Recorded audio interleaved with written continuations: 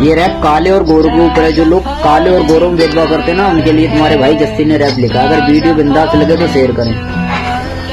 ऊपर वाले ने हमें बनाया, चाहे किसी को काला या गोरा ही बनाया। ये खेल है दिमाग का, मजाल का, सवाल का। देखने आ जाते हैं बंदा काला हो या गोरा, बाजार में बिक जाते हैं। इनका काम है बेचने का, ये बेचते रह जाएंगे। दिखा तू अपना हुनर, ये देखते रह जाएंगे। और जो आज बनाते तेरे रैप की ऐसी जस्सी, वो एक दिन तेरे साथ खड़े हो जाएंगे।